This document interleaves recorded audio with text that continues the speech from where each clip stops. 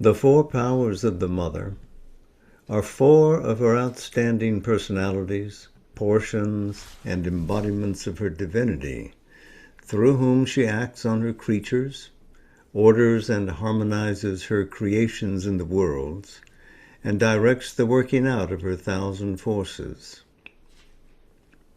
For the Mother is one, but she comes before us with differing aspects. Many are her powers and personalities, many her emanations and vibhutis that do her work in the universe.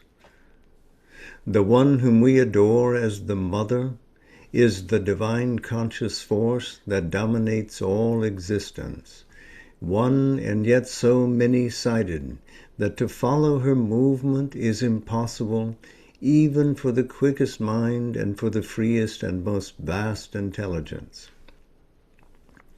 The Mother is the consciousness and force of the Supreme, and far above all she creates. But something of her ways can be seen and felt through her embodiments, and the more seizable because more defined in limited temperament and action of the goddess forms in whom she consents to be manifest to her creatures.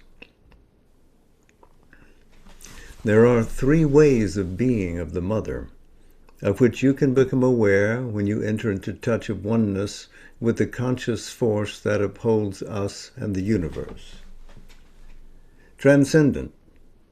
The original Supreme Shakti, she stands above the worlds and links the creation to the ever unmanifest mystery of the Supreme.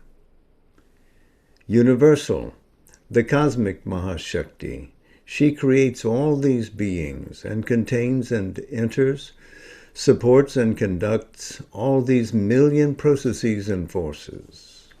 Individual, she embodies the power of these two vaster ways of her existence, makes them living and near to us, and mediates between the human personality and the divine nature.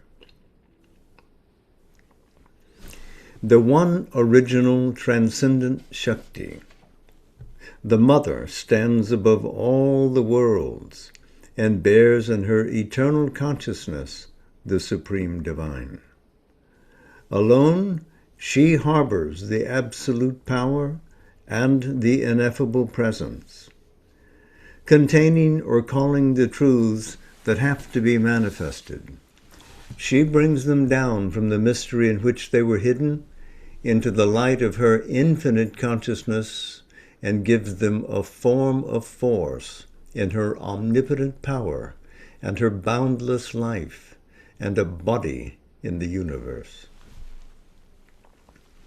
The Supreme is manifest in her forever as the everlasting Satchit Ananda, manifested through her in the worlds as the one and dual consciousness of Ishvara Shakti and the dual principle of Purusha Prakriti, embodied by her in the worlds and the planes and the gods and their energies, and figured because of her is all that is in the known worlds and in unknown others. All is her play with the Supreme. All is her manifestation of the mysteries of the eternal, the miracles of the infinite. All is she, for all are parcel and portion of the divine conscious force. Nothing can be here or elsewhere but what she decides and the Supreme sanctions. Nothing can take shape except what she, moved by the Supreme, perceives and forms after casting it into seed in her creating Ananda. The Mahashakti, the Universal Mother, works out whatever is transmitted by her transcendent consciousness from the Supreme and enters into the worlds that she has made.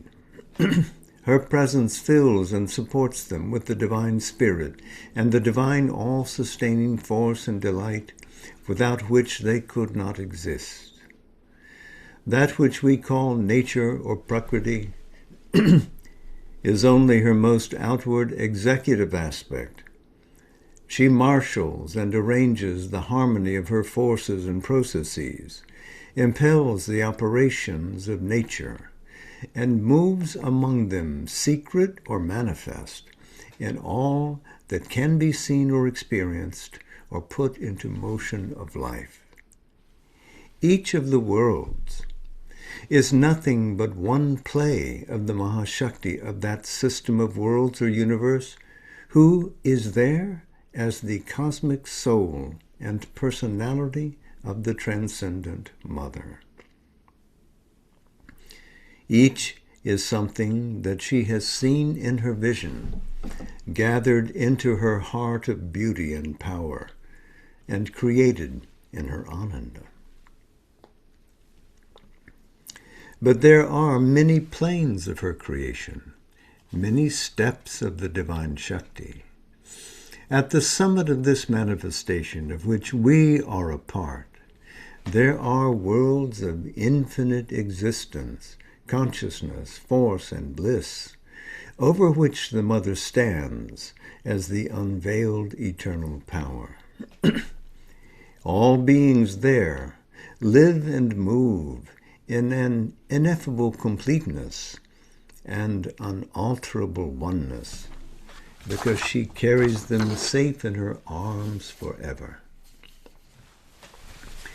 Nearer to us are the worlds of a perfect supramental creation in which the Mother is the supramental Mahashakti, a power of divine omniscient will and omnipotent knowledge, always apparent in its unfailing works and spontaneously perfect in every process. There, all movements are the steps of the truth. There, all beings are souls and powers and bodies of the divine light. There, all experiences are seas and floods and waves of an intense and absolute Ananda. But here where we dwell are the worlds of the ignorance, worlds of mind and life and body, separated in consciousness from their source, of which this earth is a significant center, and its evolution a crucial process. This, too, with all its obscurity and struggle and imperfection, is upheld by the Universal Mother. This, too, is impelled and guided to its secret aim by the Mahashakti.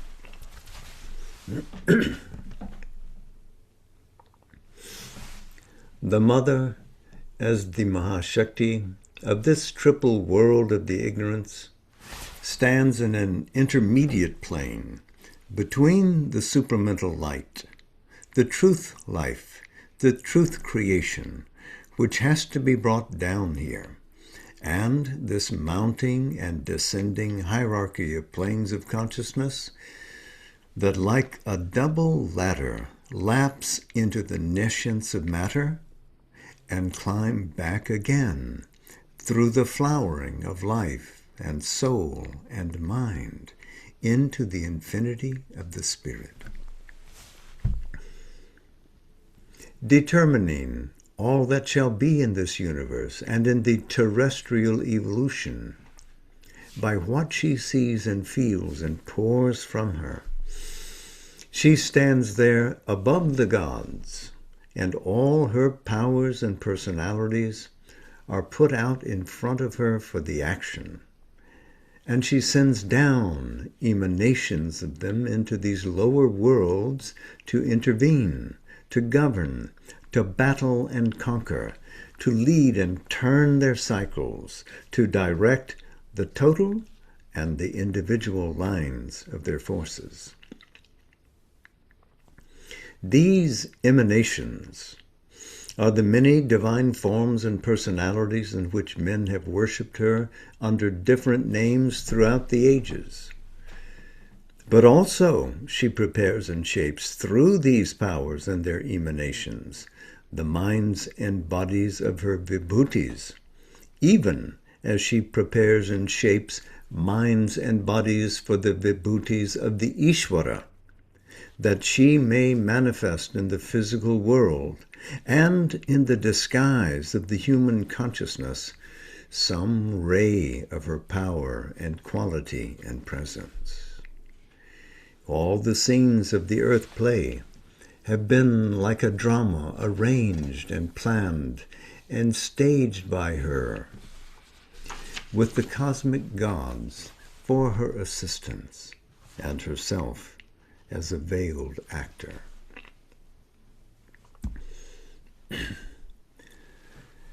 The Mother not only governs all from above, but she descends into this lesser triple universe.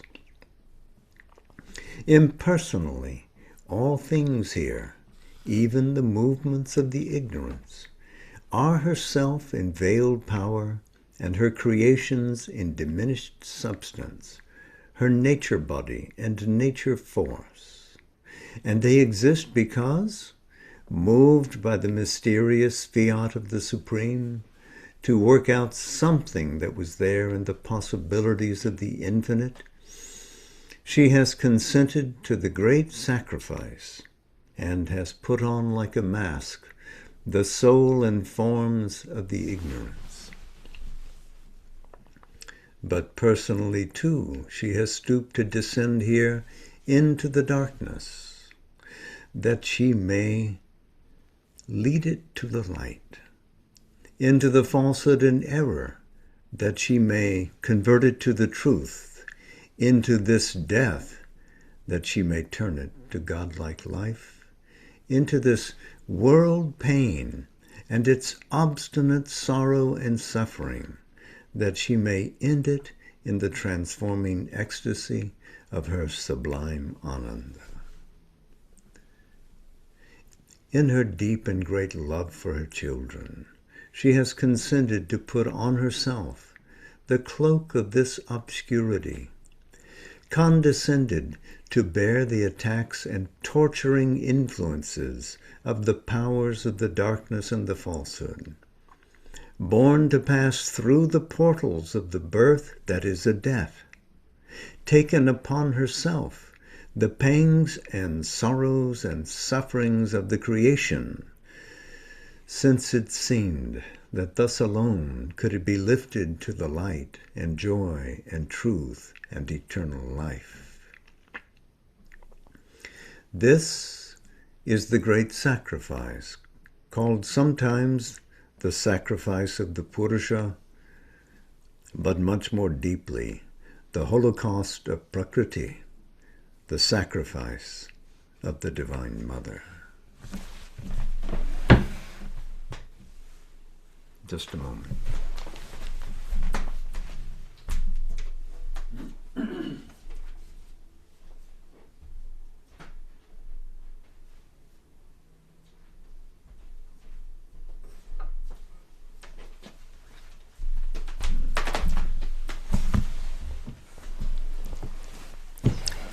Ere long I will need this copy of Sapatri to read from.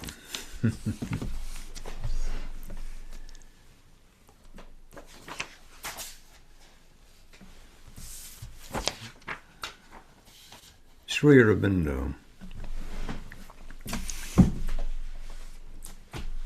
wrote this whole magnificent 6th chapter to us sometime in the fall of 1927. In early October, he felt that he was halfway finished. And we are not even halfway finished reading it tonight. We have read a portion of it only. The rest we will get to inning by inning, Sunday by Sunday, until we feel that we've enjoyed it sufficiently that we can leave it for a year.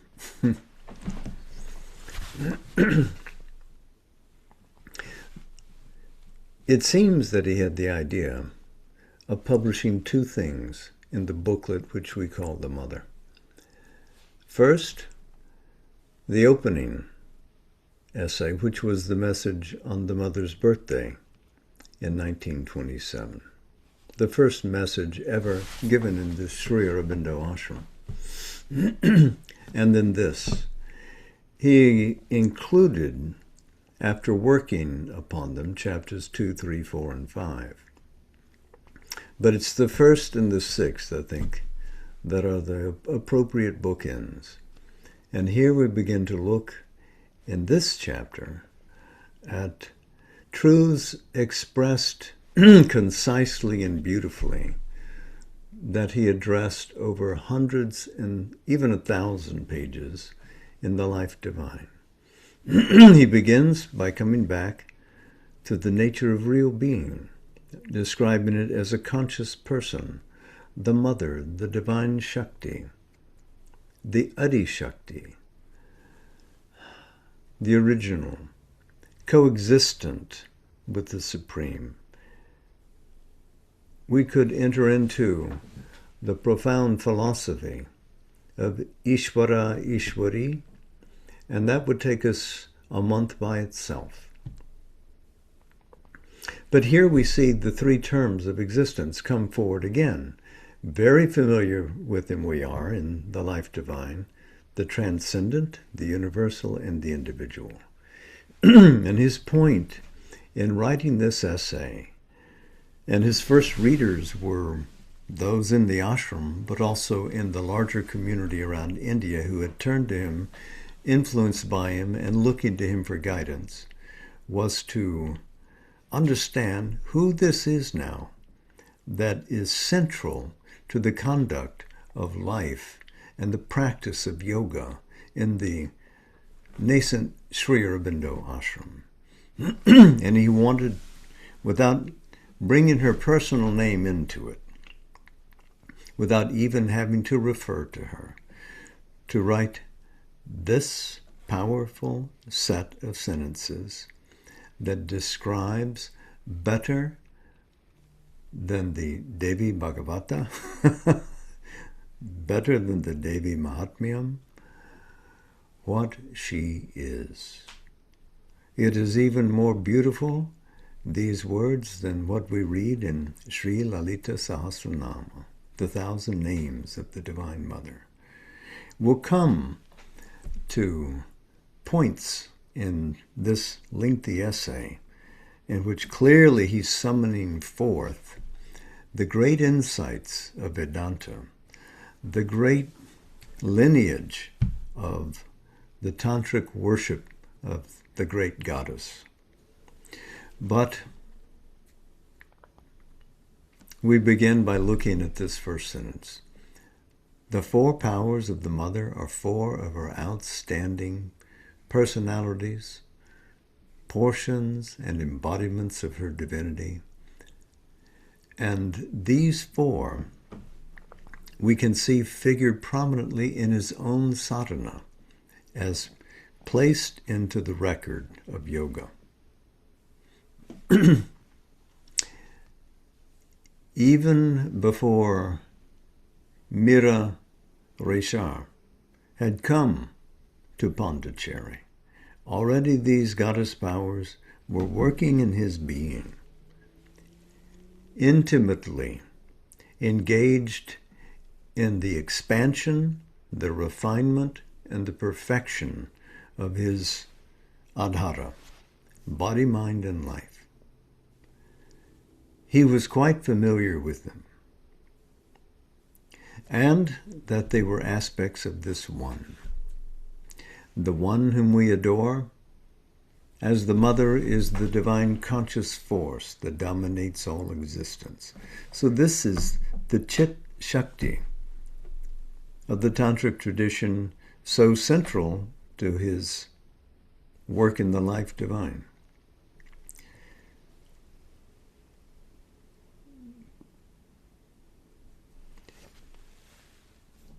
if you want to go through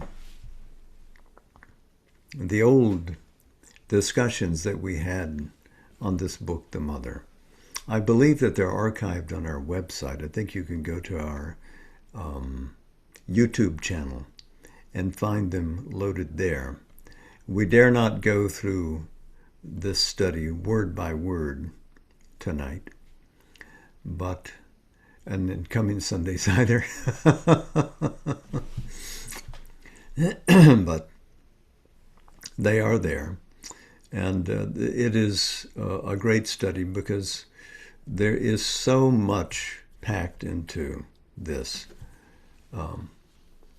essay that we could linger on this for a very long time.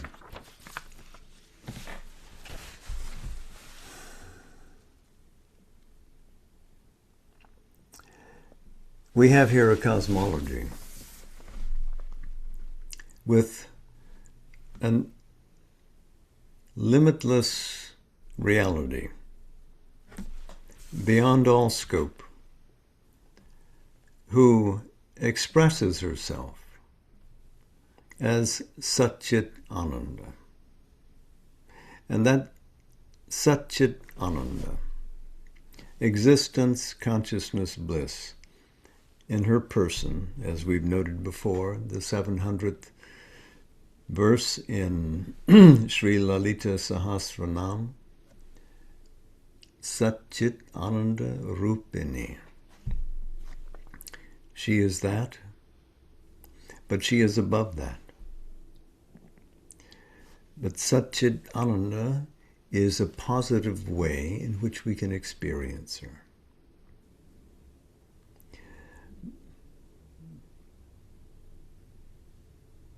But this is what is beyond our typical experience. Only the great rishis, like Sri Aurobindo, have audience, have immersion into that conscious power.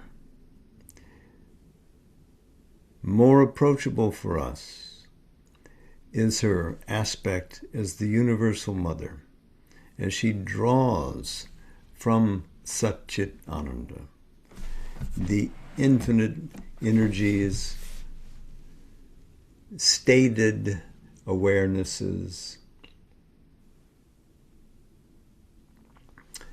and formulation of multiple delights to populate a universe that will be interesting for every being, that will be intriguing, that will call all things into conscious evolution, nothing being left behind, everything being invited to the next greater experience and willing to discard the limiting form it just exhausted for the next. Although there is a poignance. We call it death. But it is a continuation of life. But so she establishes world after world after world. We divide them into matter, life, and mind, and she is Tripura Sundari, the beauty that governs these three worlds, but always drawn from something beyond that.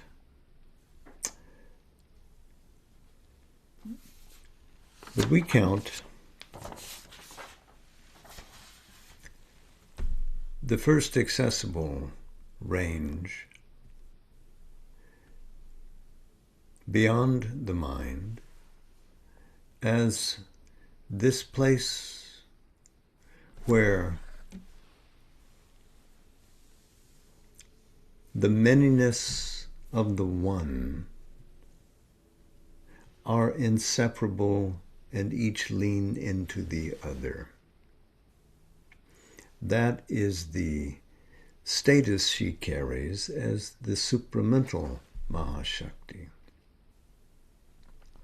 Now there are places where Sri Aurobindo notes that this person that we called the mother of the Sri Aurobindo ashram had come, in a sense, to be that bridge. He writes in Savitri that golden bridge, that wonderful, wonderful fire,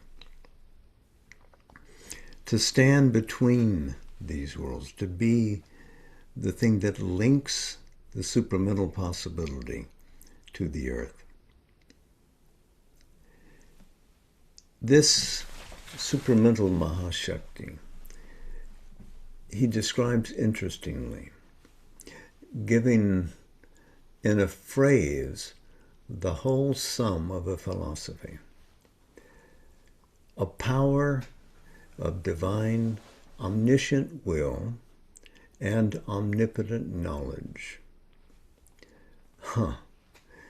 Will that knows, and knowledge that is empowered.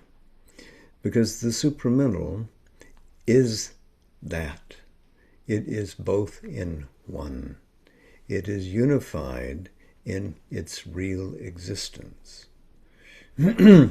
Drawn from the Supreme, there is no division there. It can distribute itself numberlessly. And the summation will always come back to what she is in her essence and origin. But knowledge and power are single in their source.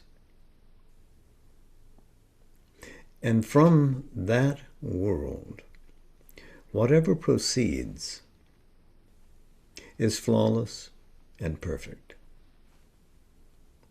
But this world is instinct, is permeated with the hidden truth of that, but adapted to the limitations that were necessary for cosmic manifestation, so that they can support a movement back upwards to that original harmony by experiencing and discarding all the forms of obscurity which are possible to experience.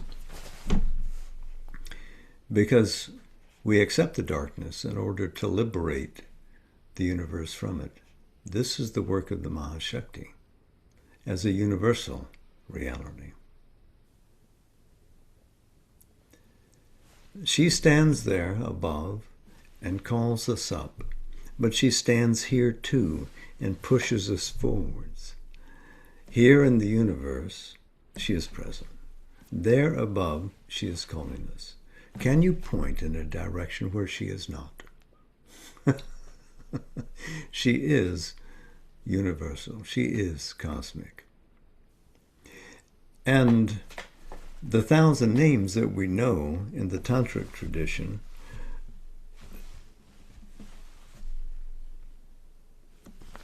are a mere indication of how she may present herself to anyone according to their nature. What appeals to you, she will find the way to touch your heart, to inspire your mind, to guide your step towards her. And the forms that she creates as our vessels are ingenious, adjusted for our very needs. Even sometimes when we have crossed eyes, even sometimes when we have organic failure, whatever may beset us is perfect for our experience to move soulfully from one stage to another. And even as she stations along the way, guiding and empowering elements of herself as vibhutis, and does the same for the gods who take up work on the earth. And remember, they too are her children. Sometimes her naughty children. Only a little better than the asuras. No, don't strike me. You can take a joke.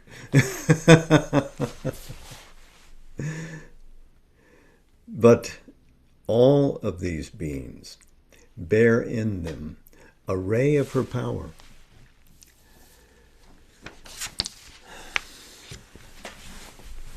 So she's here.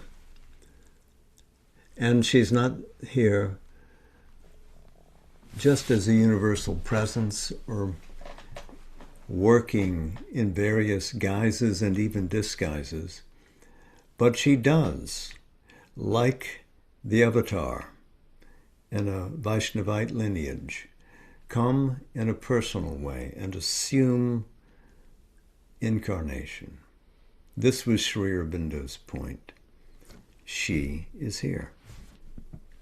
His vision was such that he recognized in this being more and more of the effulgence of the goddess powers with whom he had been familiar for a decade and more, coming to point in her, coming into full expression in her. And increasingly, the life of the ashram in those months leading up to Siddhi Day were studded with profound experiences that the aspirants around them were feeling in her presence. They could see that this was something magnificent. Not all. There were some who could not get beyond the physical sight to see more deeply. They also remained. They were not driven away. This is not an article of belief that you had to sign up for to live in the Sri Aurobindo ashram. But if you could commune with the power that was in whom we call the Mother, then you could meet in the individual the universal and have access to the transcendent. And in the moment, you would find inspiration to advance. You would find solace for the various losses that we all gather along as we move through life. And you'd be able to go forward. She came. She manifested, as we said, every other week? Manifest means to bring forward, to make clear what was always present. It's not a miraculous appearance from nowhere. A manifestation means that something rotated to the front. Always she was this. But she brought this forward as a gift to the universe. And we read in Savitri how we invoked her assistance. We aspired and spoke through the voice of Ashwapati, pleading that some aspect, some ray of her light would come and betoken greater possibilities here upon earth. That is in the poem, but it is something that is in the consciousness of the earth. And that Sri Aurobindo was on earth, awakened, fully empowered, already deeply engaged in his tapas when she arrives in 1914, and she recognizes him for what he is. Is because not just was, is. And that work started, improved, deepened, and then blessed us all with this opportunity to grow towards a new consciousness, to take big steps towards a new world, if we're willing to release the old, if we're willing to give up our ego and self-gratifications and live according to different energies inspired by a greater light. It's up to us. But she came, and Sri Aurobindo notes that this is not speaking to the Purusha Sukta in the Rig Veda. No, this is the Divine Mother herself coming. The Mother of the Gods. The Mother of the Gods has come. And now what will we do? Well, the obvious answer is to live from the soul, to be true, radiant representatives of her family.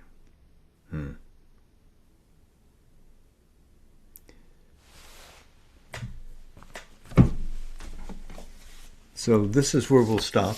If you're reading in the collected works of Sri Aurobindo version, we're about to start the 4 great aspects of the Mother on page 17. We'll take that up next time.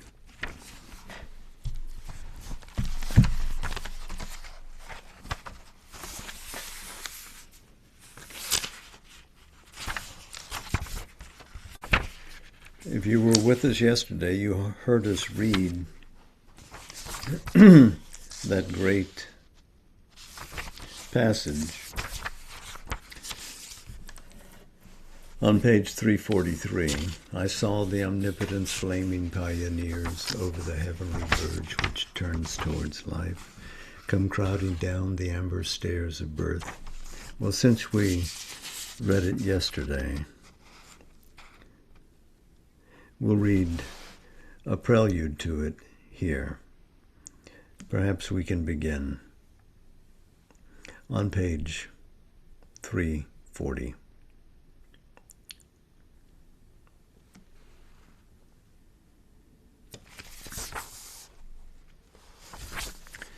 We're coming in the middle of a passage.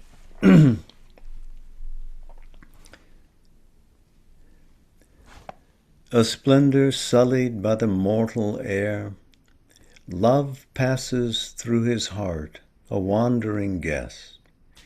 Beauty surrounds him for a magic hour. He has visits of a large revealing joy. Brief widenesses release him from himself, enticing towards a glory ever in front. Hopes of a deathless sweetness lure and leave. His mind is crossed by strange discovering fires. Rare intimations lift his stumbling speech to a moment's kinship with the eternal word. A mask of wisdom circles through his brain, perturbing him with glimpses half divine. He lays his hands sometimes on the unknown. He communes sometimes with eternity. A strange and grandiose symbol was his birth, and immortality and spirit room, and pure perfection and a shadowless bliss are this afflicted creature's mighty fate.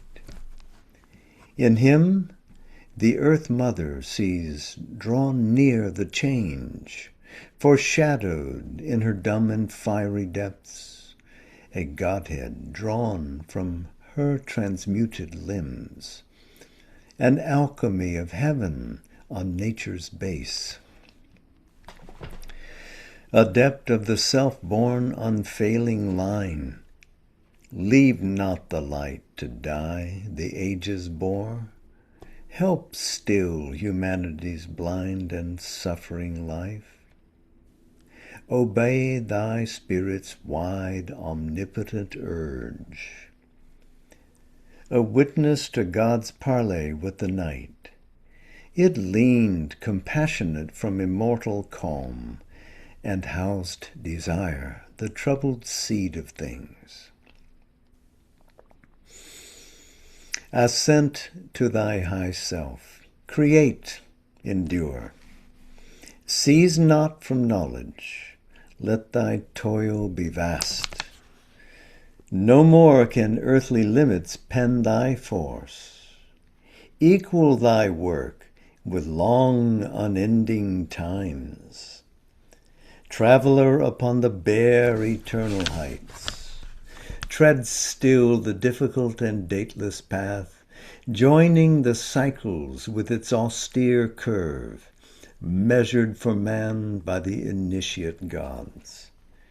My light shall be in thee, my strength thy force. Let not the impatient Titan drive thy heart. Ask not the imperfect fruit, the partial prize. Only one boon to greaten thy spirit demand. Only one joy to raise thy kind desire. Above blind fate and the antagonist powers, moveless there stands a high unchanging will. To its omnipotence leave thy work's result. All things shall change in God's transfiguring hour.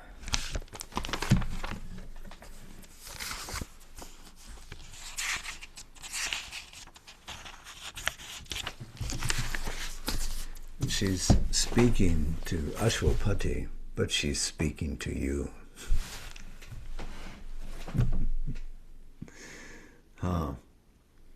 Well, we're still in the afterglow of the Mother's Bonfet. So,